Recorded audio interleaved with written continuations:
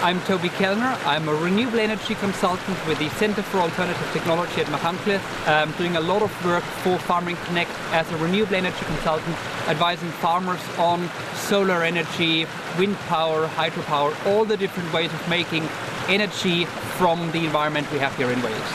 Today we're here at Tillochholt with Joylon Higgs, looking at a small hydropower scheme, creating electricity from a small stream.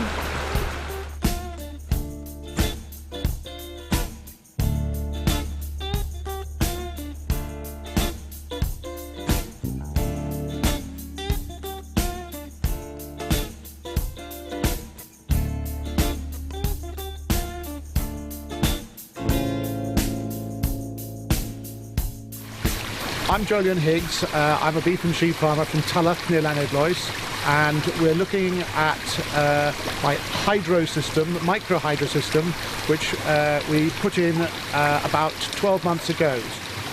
Up at the top of the scheme here, we're standing in a little stream called the Dŵr Tenw, and this is where we get the water for the scheme. The first thing we have to do is slightly filter the water, so at the top end we've got a coarse filter which catches logs and trees and larger bits of debris. It then comes through a filter where we catch the sand, or some of the sand, and finally it comes through another coarse filter which catches leaves and the smaller debris. It then comes to the point where we actually extract the water from the stream. First of all, we have to extract the hands-off flow for the Environment Agency. That's the flow that must remain in the river, and in this circumstance here it's 1.3 litres a second. Then we take out the water we need for the turbine, which at maximum here we need about 20 litres a second, and then anything spare goes down the larger hole and continues on in the stream. The turbine water crosses over and goes into a header tank, from where it goes into the penstock, and it then goes 600 metres down to the turbine house at the bottom, which is 46 metres of fall. So in a hydropower, micro hydropower project, you're generating electricity from the energy of water flowing down a hill. So there's two main components that determine your scheme. That's the height drop, your head as it's called, in meters, and your flow rate, so how much water you're flowing down the hill. And there's a very general rule of thumb to work out how much energy you can generate.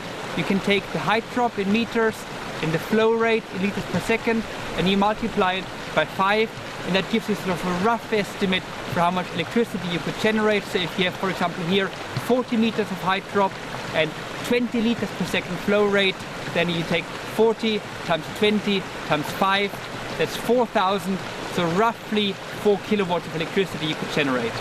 So the way how a micro hydro scheme of this type works is that somewhere up the stream you have a little weir and you take water out of the stream, and then that water goes into a pipe called the penstock pipe, and from that pipe it goes into the powerhouse where you actually have the actual turbine. That's where the electricity is made, and after the water has gone through the turbine it goes back into the stream. So we're basically just borrowing the water from the stream for part of the way to make electricity from it. Here we see the penstock pipe, the pipe that the water goes down in. In this case, or in most cases, this is a plastic pipe of a very durable plastic because it has to withstand a lot of pressure. In this case, it's a 9-bar pipe, so it can withstand 90 meters of water pressure. So it's a pressure pipe for a lot of water going down under very high pressure, and it's very smooth inside, so that we don't lose more energy of the water than absolutely necessary. The scheme overall cost approximately £60,000 to install. That includes various surveys, applications to the Environment Agency for licences, planning fees, all the construction and all costs.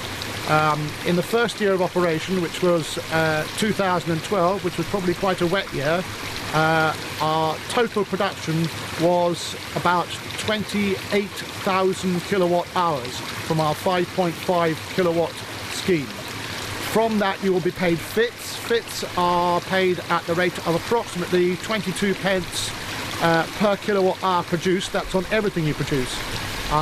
Then they also pay you for the electricity that you supply to the grid, They do that for this scheme on a deemed basis, so therefore they pay us for 75% of all the electricity we produce at a rate of something between 3 and 4 pence per kilowatt.